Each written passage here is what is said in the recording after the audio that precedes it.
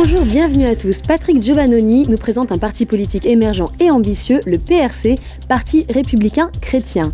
Aujourd'hui, Jean-Louis se penche sur un mot qui, j'espère, saura vous séduire. Que sait-on du Yémen ? Hélène revient sur l'histoire de ce pays, mais également sur quelques événements d'actualité. Le carnaval de Venise. Qu'est-ce qui se cache derrière les masques, les costumes et la fête ? Explication en peinture par Francis. Enfin, je reçois Stéphane Kéry, chanteur québécois en tournée en France. Il nous parle de la passion qui l'anime. Bonjour Paul, alors pour faire la politique, il faut également être passionné, je crois. Oui, et la politique déchaîne les passions et nous avons ici sur le plateau aussi un homme passionné, Patrick Giovannoni. Alors bonjour, vous êtes le fondateur d'un mouvement politique qui, je crois on peut le dire, pour le moins sort de l'ordinaire, le Parti républicain chrétien, PRC en version simplifiée. Mais bien avant cela, vous avez été pilote de chasse, homme d'affaires, formateur d'un important réseau de marketing. Vous aviez une excellente situation.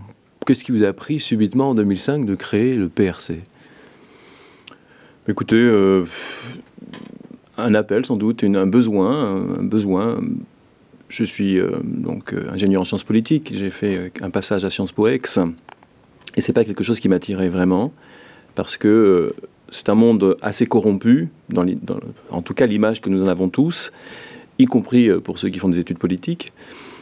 Et c'est pas quelque chose qui m'attirait. Donc je me suis plus tourné vers le monde des affaires, qui n'est pas plus glorieux, certes.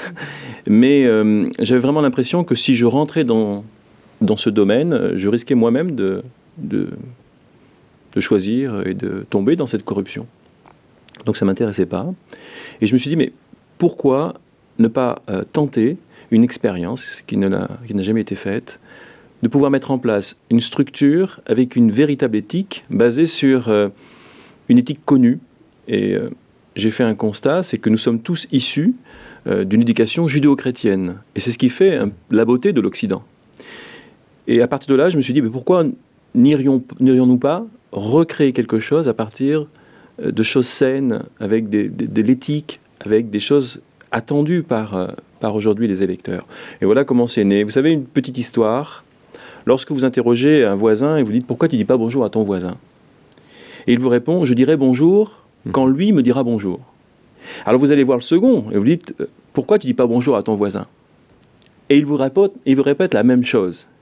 Eh bien moi, en quelque sorte, j'ai décidé d'être ce premier voisin qui disait bonjour. Ça c'est comme on dit en bon québécois, ça s'est ramassé ici. D'ailleurs, ça s'est retrouvé ici. Et puis, suite à ça, les invitations ont commencé.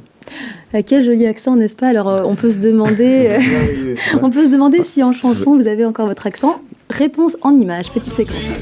Le ciel est ouvert pour accomplir notre mission.